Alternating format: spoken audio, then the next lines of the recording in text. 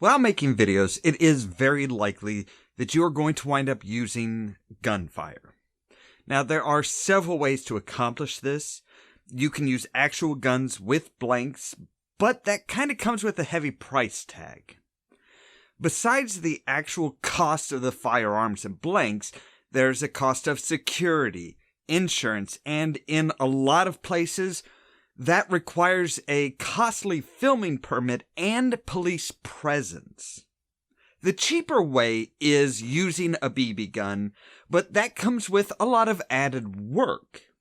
It means that you need to add a muzzle flash, glow from the flash, ejecting shell casings, and most times blowback on the gun. It's not impossible, but it takes more time to edit. That is what we're going to talk about today. I'm Ollamh, and this is Technically Educated.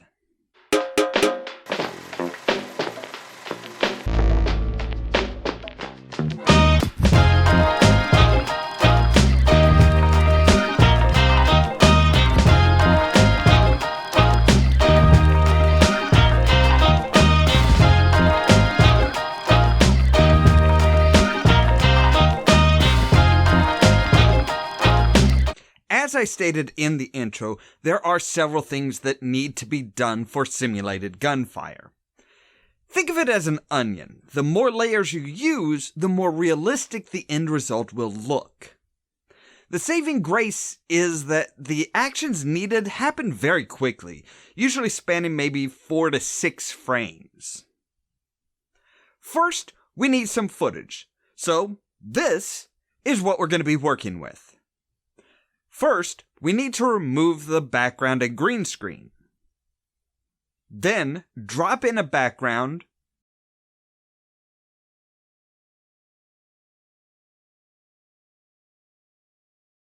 resize it a tad,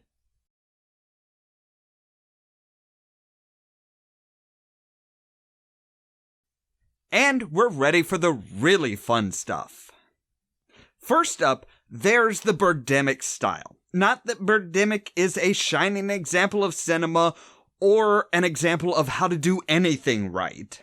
Mostly, they just used the sound effects and kept the actual shots off screen, or just assumed that people wouldn't realize there's no muzzle flash. It's possible that the audience won't realize that it's missing, especially in a very brightly lit scene, but something will always look just a little bit off. The second level is the Neil Breen style, using a simple muzzle flash and sound effect. This is the easiest, quickest, and semi-realistic style. All it really takes is to drop the muzzle flash into the composition, resize it, line it up with the gun, and make sure it's only a couple of frames in length. So let's take a look at this style on our footage.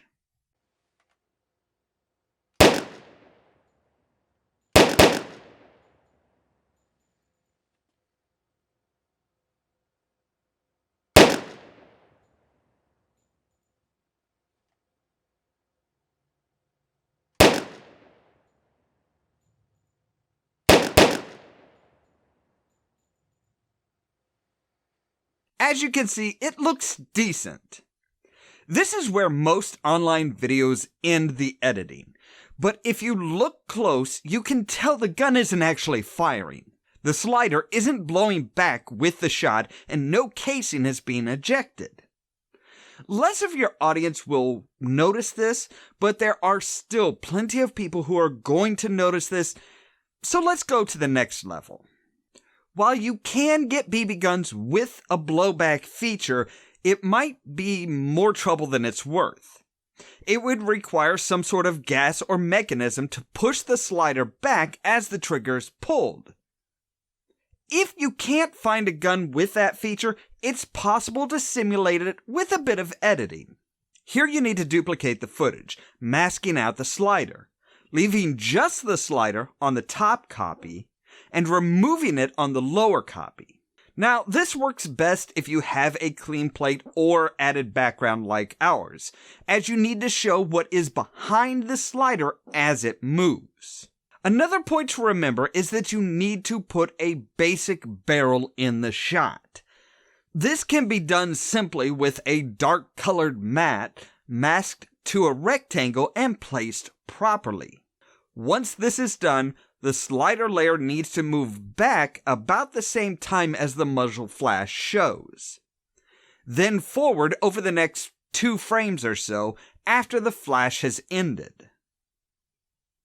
While it won't look exactly right, remember, this movement is going to last only about 4 to 6 frames, and with motion blur added, is going to sell the effect well enough.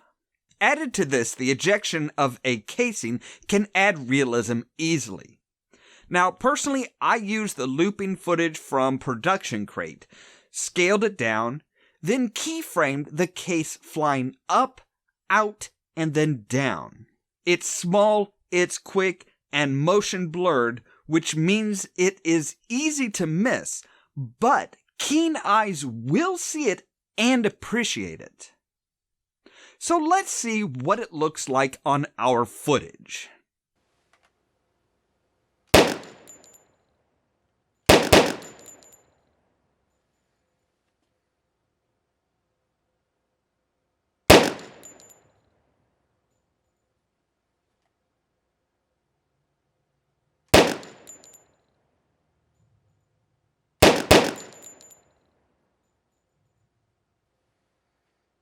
It's looking better, but there's still another layer we need to get into. Anytime you have a brighter light, it should affect the surrounding environment. This is going to require another copy of the shooting footage, but this time brightened up and colorized to match the muzzle flash.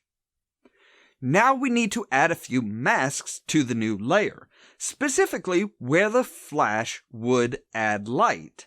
The face, the upper arms, the chest, even the lower torso would glow with the flash. And to make it fade around the curvature of the body, I like to add a feather of about 60 pixels.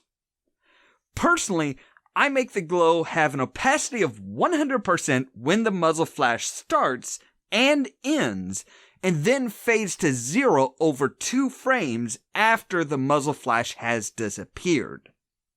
Given that the background is fully lit, the glow only really needs to affect the body of the shooter. So, let's take a look at what it looks like on our footage.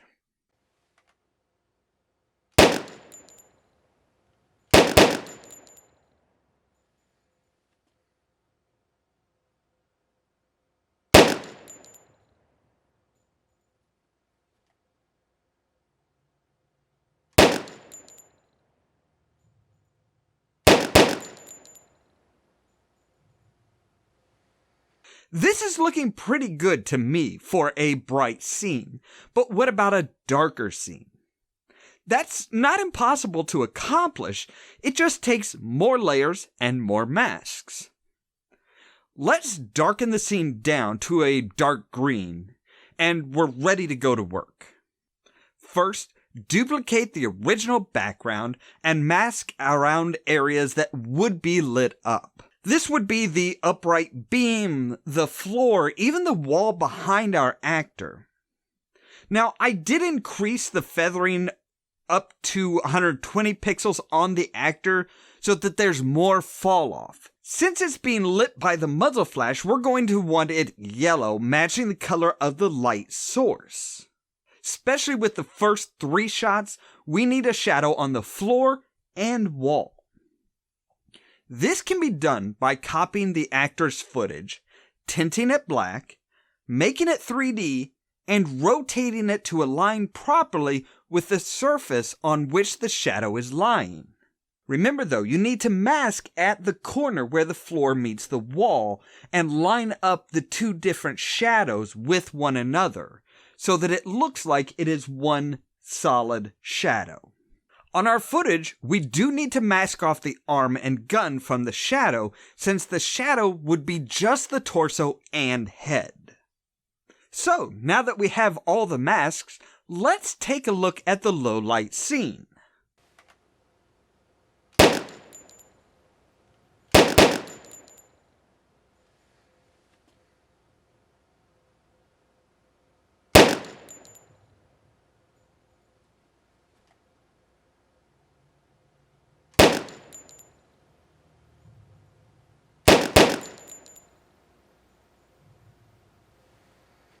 It's looking pretty solid to me. Now you may want to go in and do more detailed masks depending on your scene and how you want it to look. Just for fun, let's take a look at a completely dark scene, with the muzzle flash being the only light source. We keep the glow on our actor and background, but darken everything else. I did change the feathering up to 180 pixels this time, since the fall off for the light should be more gradual around the curvature of the body. So, let's take a look at that scene.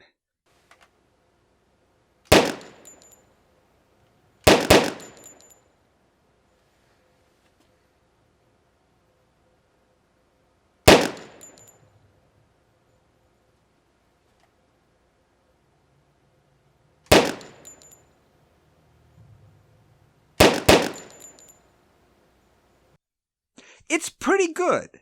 Though looking at it a bit more, I would change the background and actor layers so that everything is brighter with the muzzle flashes. Maybe only 20% opacity on a full light layer. So there are the various layers of simulated gunfire. As you can see, adding more details makes it more believable, but takes more work. How much detail you add depends on your personal preference and the amount of time you're working with. If you have only one gun scene and it isn't the major focus, putting in every little detail might not be a good use of your editing time. On the other hand, if it's a major part of your video, putting in the extra time will make the finished product look and feel much better. Using all of the details we talked about today, I went ahead and made a short, paying homage to the fantastic music styling from the Terminator series.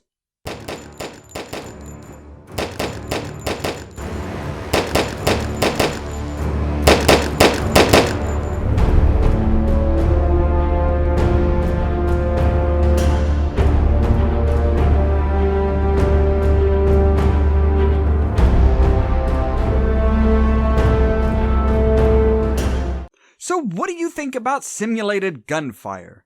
Do you feel confident that you'd be able to make use of the different layers to add gunfire to your production without spending a whole lot of money? Or do you think the deeper levels of detail are a waste of time and effort? I would love to know what you think and how many techniques you use. So please leave a comment down below and let me know what you think. As always, thank you very much for watching. And don't forget to prod the subscribe button down below so that you can stay tuned for more from Ollamh Productions. Cheerio! Hey, thanks for watching to the end. If you like our videos, you can help the channel grow by giving it a like and sharing it for others to enjoy. If you want to help the channel out even more, you can find our Patreon link right down there. And of course, other videos here to enjoy yourself.